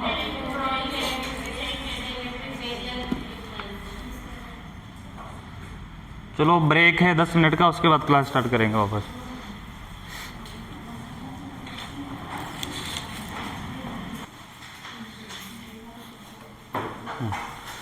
आगे जो अपन पढ़ रहे थे इसके साथ कंटिन्यू। तीनों अवस्थाएं अपन ने पढ़ ली है मेंस्ट्रुएशन की। अब इसी अभी तो अपन ने नॉर्मल पढ़ा है कि कितने फेज होते हैं, क्या क्या सिस्टम होता है, कितने दिन का होता है। आगे इसका पूरा चैप्टर पढ़ेंगे, इसमें अपन एबनॉर्मलिटीज पढ़ेंगे, डिसमेनोरिया, हाइकोमेनोरिया, क्रिप्टोमेनोरिया, जो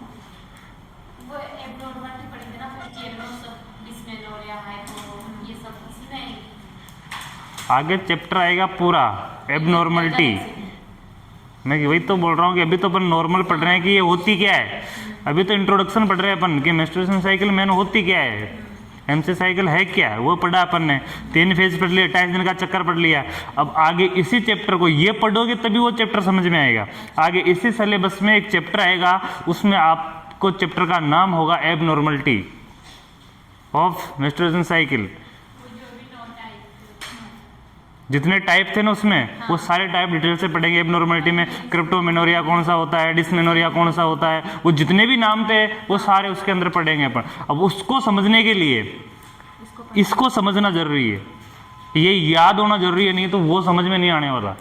वो तो पूरा चैप्टर है और उसमें तो एबनॉर्मलिटी दी हुई है। पहले नॉर्मल तो समझो, आप नॉर्मल को याद करोगे जब भी तो एबनॉर्मल समझ पाओगे, और जब नॉर्मली नहीं है, याद नहीं है, तो फिर सारे एबनॉर्मल ही आपके लिए। तो जब नॉर्मल अपन याद नहीं होंगे तो सारे क्या अपने लिए एबनॉर्मल है। तो एबनॉर्मल नहीं है, अपने को नॉर्मल को पहले पढ़ो तब जाके एबनॉर्मल समझ में आएगा, नहीं तो नहीं आएगा। इसमें तो इंट्रोडक्शन दिया हुआ है, अभी तो अभी एक पैराग्राफ में खत्म हो गया सारा। वो तो पूरा चैप्टर है, बहुत बड़ा है, 10 से 15 बीमारियाँ होगी शायद इसकी उसमें, ठीक है। तो अपन वो आगे पढ़ेंगे, उससे पहले ये पढ़ना है। और ये एक विशेष करके ध्यान रखना कि जैसे चैप्टर खत्म हुआ मैं कभी भी टेस्ट ले सकता हूँ। टेस्ट कोई डेट बताकर नहीं होगा, कोई तारीख नहीं होगी टेस्ट की, जिस दिन मर्जी होगी उस दिन मैं टेस्ट ले लूँगा। इसलिए पढ़ाई स्टार्टिंग से प्रारंभ कर दो, अच्छे से प्रारंभ कर दो। और कंफर्म बात है कि जिसके 70 से कम नंबर आए हैं उसके मैं गार्जियनों को यहाँ बुला लूँगा पेरेंट्स मीटिंग के दौरान। 70 से कम नंबर जिसके आए, यानी कि 10 नंबर का मैं पेपर देता हूँ और उसमें से 7 नंबर से कम जिसके नंबर आए हैं, उनके घर वालों को मैं इन्फॉर्मेशन दे दूंगा कि पढ़ाई नहीं कर रहे हैं आपके बच्चे। सीधी सीधी बात है, घर पे ले जाओ, कम रूम लेने या यहाँ पे रहने कोई मतलब नहीं, क्योंकि अभी तो फर्स्ट चैप्टर ही है। अगर फर्स्ट चैप्टर में भी 7% नंबर नहीं आते हैं, यानी कि 70% नंबर नहीं आते, तो फिर क्या मतलब है। अभी तो स्टार्टिंग का चैप्टर पढ़ रहे हैं।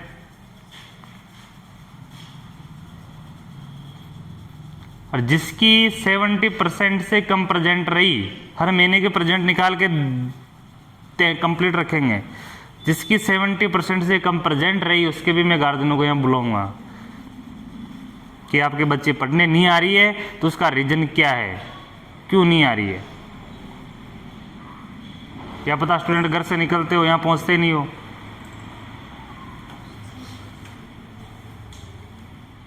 तो अब इस बार पूरा स्टिक मामला लिया जाएगा, पूर्ण रूप से स्टिक रूप से काम किया जाएगा। तो शिकायत का मौका नहीं तो हम लेना चाहेंगे और नहीं किसी को देना चाहेंगे। इसलिए पढ़ाई में भी हमें कोई शिकायत नहीं चाहिए, ठीक है। तो पढ़ना सभी को है। और फिर आपके गार्जियन ही आपका भला नहीं चाहते हो तो वो बात की बात है। हम तो ये शिकायत ही कर सकते हैं, हम तो बता ही सकते हैं उनको। इसलिए पढ़ लो और अच्छे से पढ़ लो। हेडिंग लगाओ,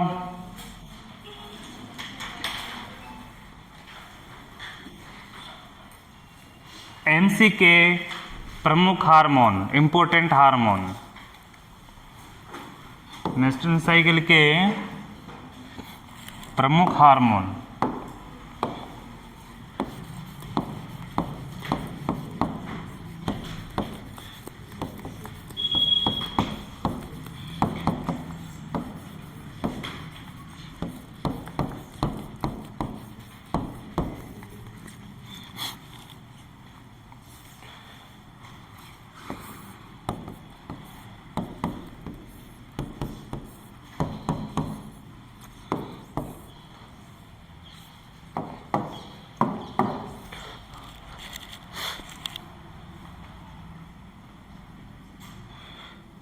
पहला जो हार्मोन इसमें काम आता है वो है FSH।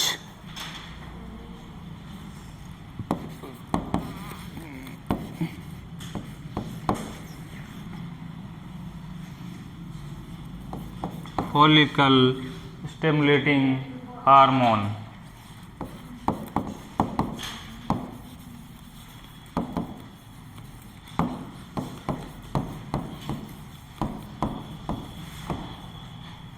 स्टिमुलेटिंग हार्मोन, जिसकी शॉर्ट फॉर्म क्या है, FSH। हार्मोन और हार्मोन की फुल फॉर्म सभी को याद होनी चाहिए, क्योंकि जितने भी आगे टॉपिक पढ़ेंगे अधिकतर टॉपिक अपन हार्मोन से रिलेटेड ही पढ़ेंगे।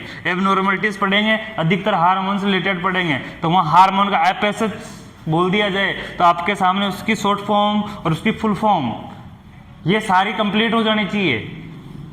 फिर इधर उधर एक दूसरे का मुंह देखो और ये लिखो बोर्ड पे सर लिखे तो हम लिखें, ऐसा नहीं होना चाहिए। आपको बोल दिया जाए कि FSH क्या है तो आपको तुरंत उसकी फुल फॉर्म लिखने की काबिलियत भी होनी चाहिए और उसको याद रखने की काबिलियत भी होनी चाहिए कि ये हार्मोन ये है, इसकी फुल फॉर्म ये होती है।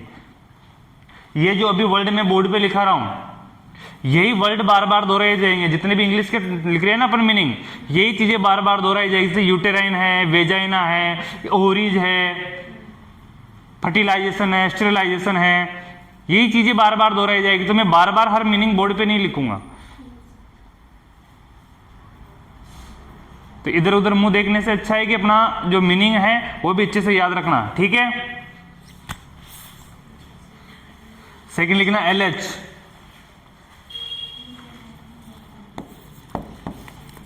इसकी फुल फॉर्म क्या है, ल्यूटेनाइजिंग हार्मोन। जिंग hormone.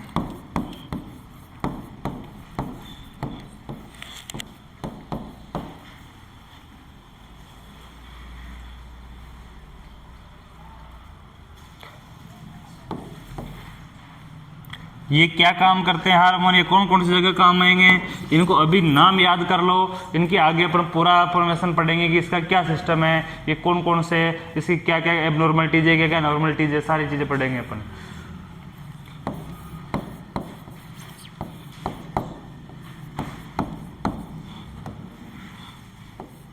Progesterone hormone,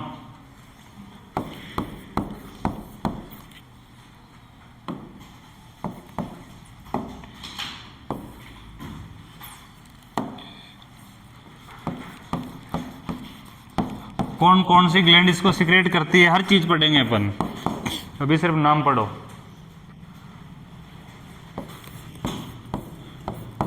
oestrogen hormone,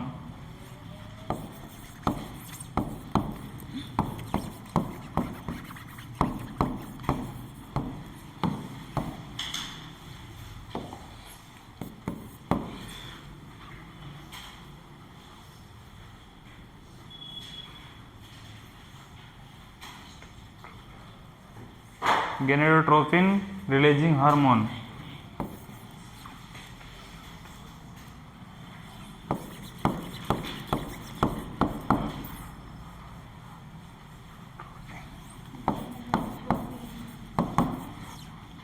gonadotropin releasing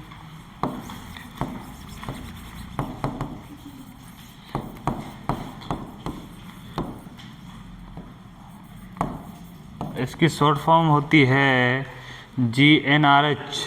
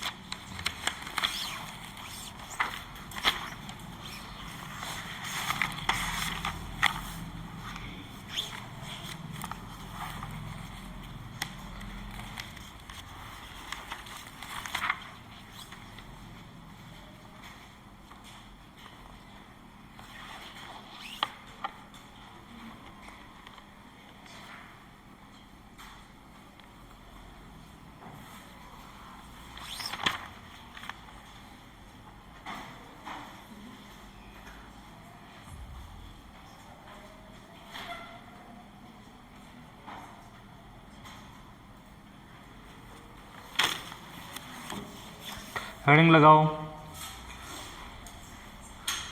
गर्भाधान की प्रक्रिया।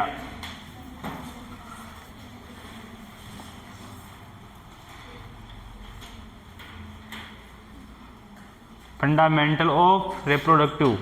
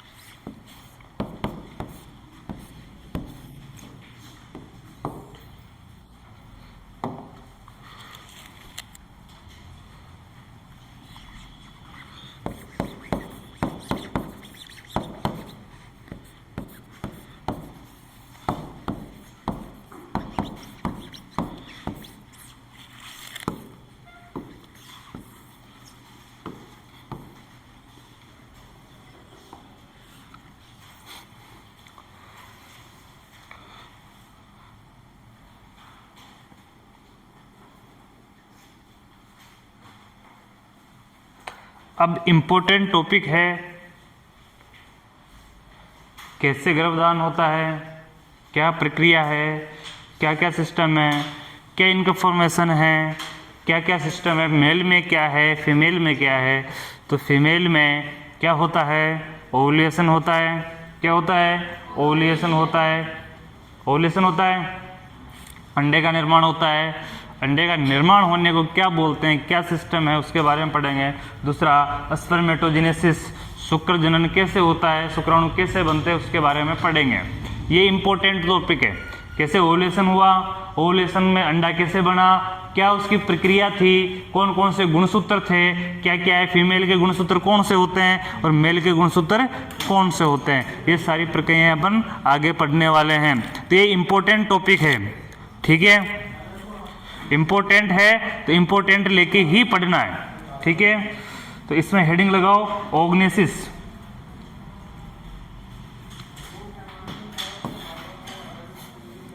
ओगनेसिस बहुत ही महत्वपूर्ण टॉपिक है और इसको पढ़ना ही पढ़ना है।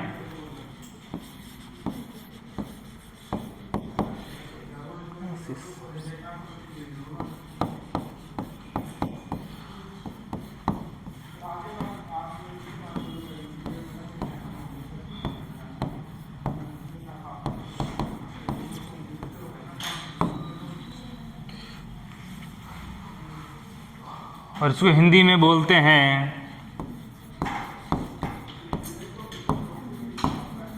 अंडजनन। क्या बोले ओगनेसिस को, अंडजनन। इंपॉर्टेंट है।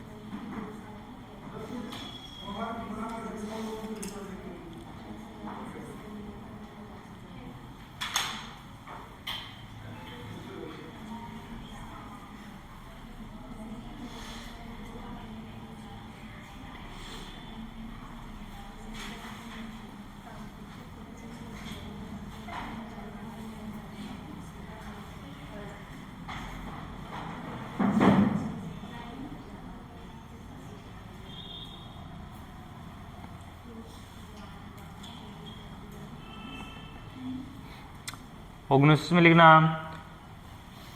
ये तो क्या है कि अपन इनको समझाने के लिए तो पहले दोनों की थ्योरी लिखनी पड़ेगी। किस किस की, स्पर्मेटोजेनेसिस की और ओगनेसिस की, दोनों की थ्योरी लिखेंगे सबसे पहले। उसके बाद इनको दोनों को कंपैरिजन में समझेंगे कि दोनों मिलकर कैसे फर्टिलाइजेशन में होते हैं, कैसे फर्टिलाइज होते हैं। तो इसमें पहला लिखना अंडजनन के बारे में, ओगनेसिस में लिखना अंडजनन के बारे में। अध्ययन करने से पूर्व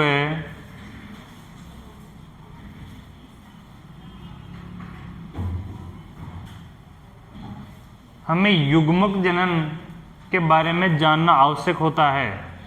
युग्मक जनन के बारे में जानना आवश्यक होता है।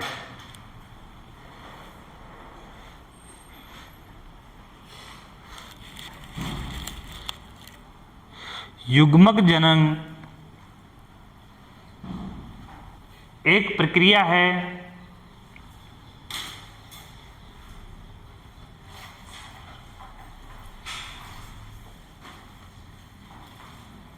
जिसमें दो विशिष्ट कोशिकाओं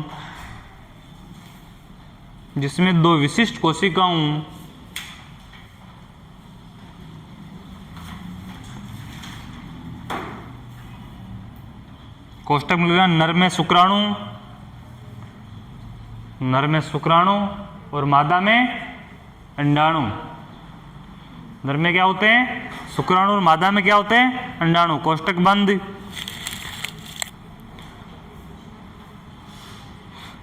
का निर्माण एवं परिपक्व होता है। का निर्माण एवं परिपक्व होता है। ऑर्गेनोसिस का मतलब क्या है कि जो सेल है, जो इंपॉर्टेंट सेल है, एक विशेष प्रकार के सेल है जो नर में तो कौन सी होती है? स्पर्म यानी शुक्राणु, और मादा में कौन सा होता है? ओवम यानी अंडाणु। ये क्या है? निर्माण, और निर्माण के साथ क्या है? परिपक्व है। ये निर्माण से लेकर परिपक्व होने की जो प्रक्रिया है उसको क्या बोलेंगे अपन? ऑर्गेनोसिस। क्या बोलेंगे इसमें? ऑर्गेनोसिस। ठीक है, फीमेल का। इसमें आगे लिखना, इस प्रकार अंडजनन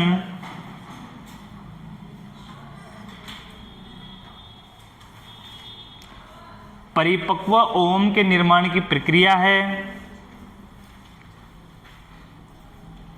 इस प्रकार अंडजनन परिपक्व ओवम के निर्माण की प्रक्रिया है।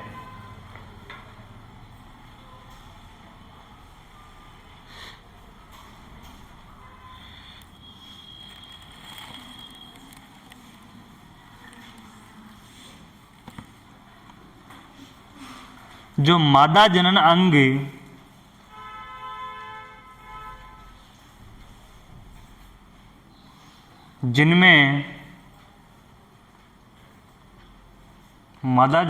जिनमें ऑर्गेनोसिस की प्रक्रिया होती है, इसमें ऑर्गेनोसिस की प्रक्रिया होती है,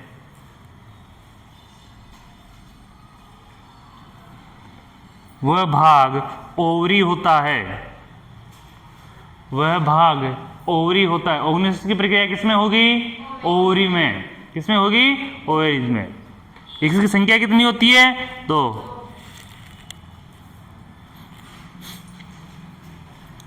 यानी कि ओवरीज के अंदर किस प्रकार अंडाणु बन रहे हैं, किस प्रकार ओवम बन रहे हैं, उस प्रक्रिया को ही क्या बोलेंगे? क्या बोलेंगे? ठीक है। किसमें? और स्पर्म बन रहे हैं तो स्पर्म को क्या बोलेंगे? स्पर्मेटोजेनेसिस।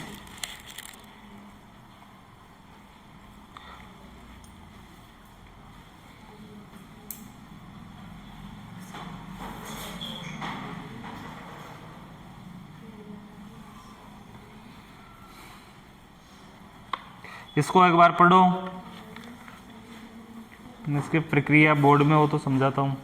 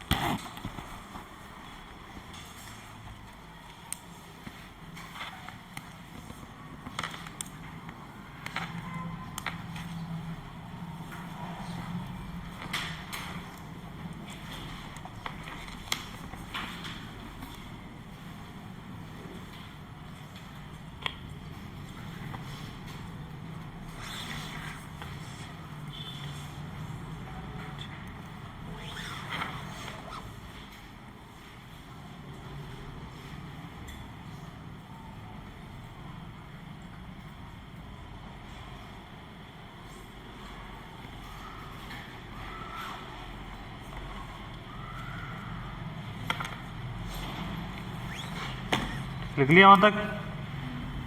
अभी ये बना लो, इसमें एक सारणी दी हुई है वैसी की वैसी। इसको पर कल अपन डिटेल से समझेंगे।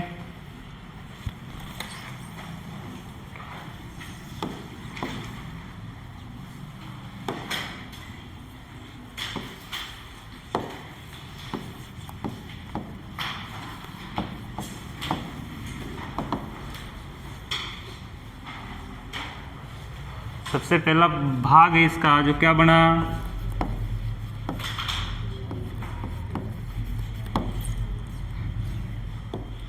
क्या बना गरम सेल।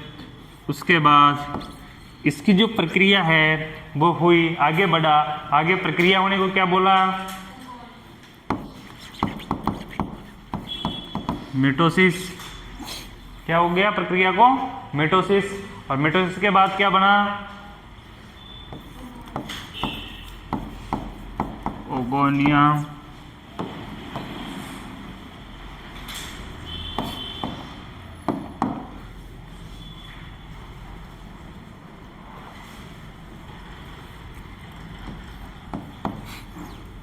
फिर क्या बना?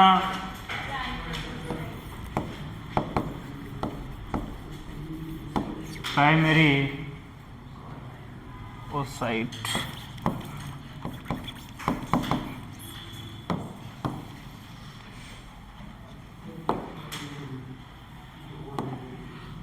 प्राइमरी ओसाइट के बाद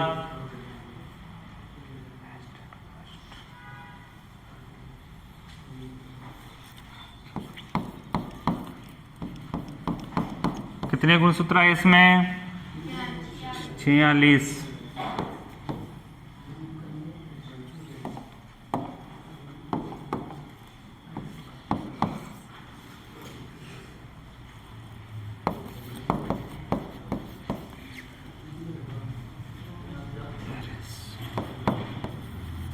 arrested first melting device।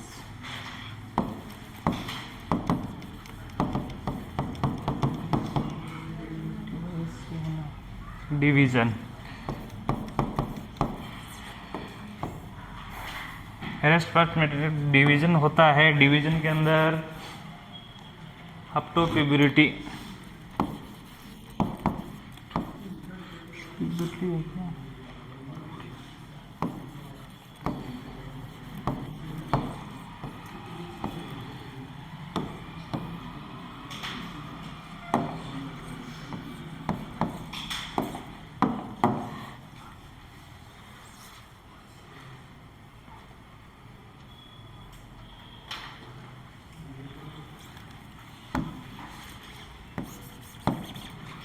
menstruation,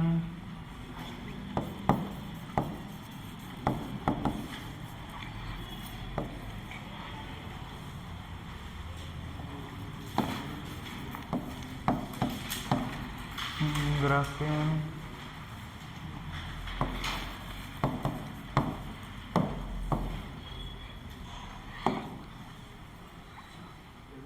follicles, follicle,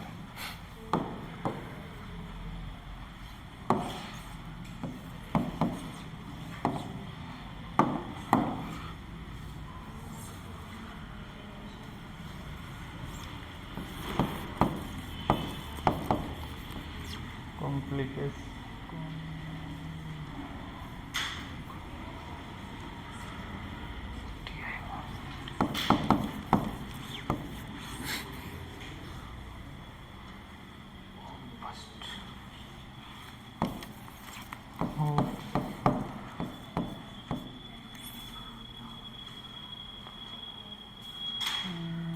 division,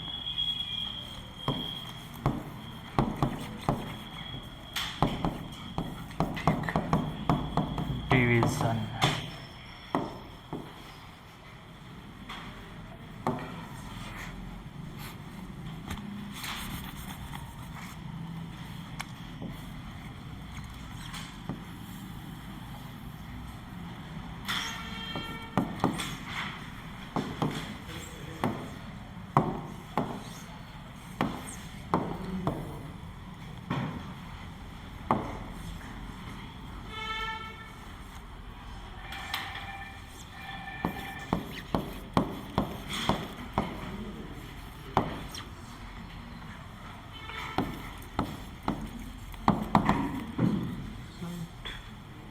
23x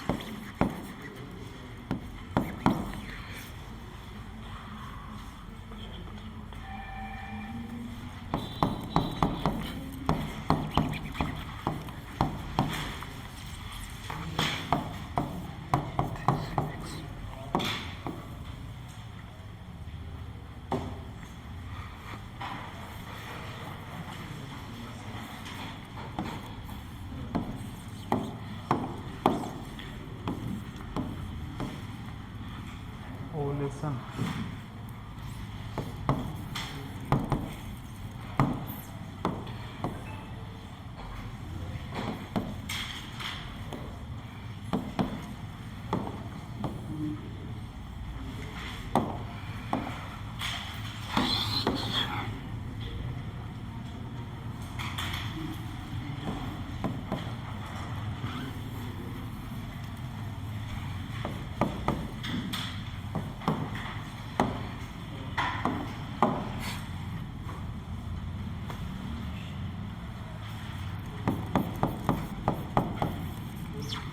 Not fertilized.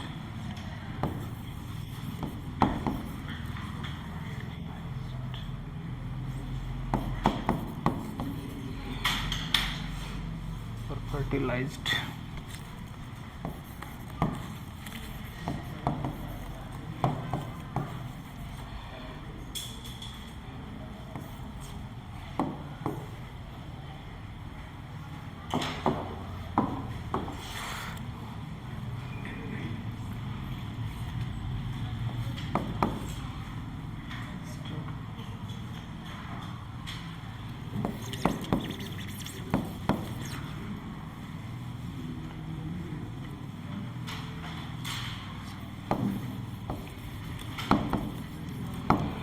Duration within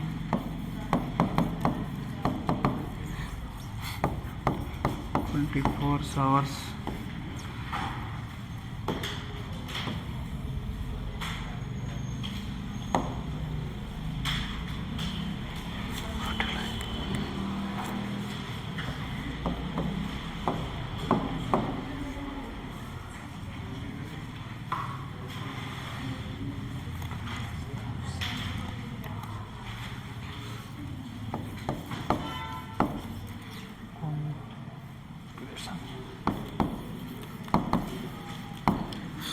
Completion of second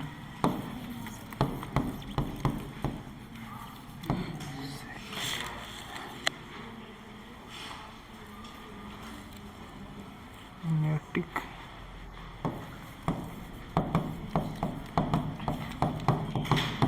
division.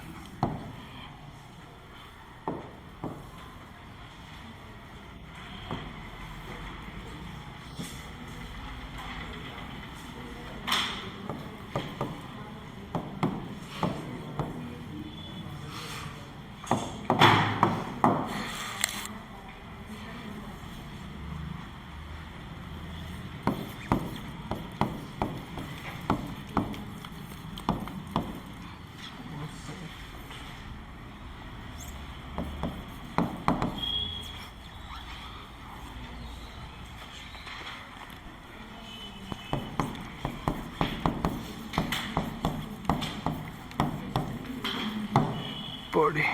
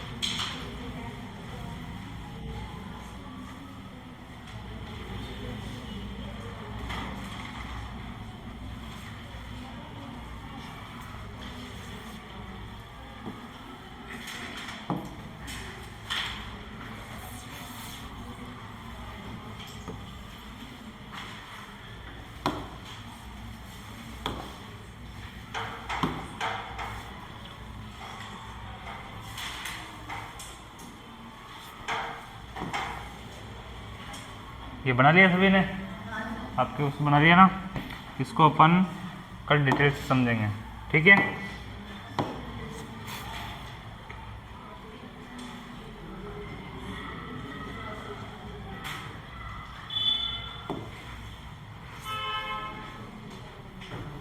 Okay, आज का टाइम हो गया अपना। कल इसको स्पर्मेटोजेनेसिस को इन दोनों को साथ में ही समझेंगे अपन।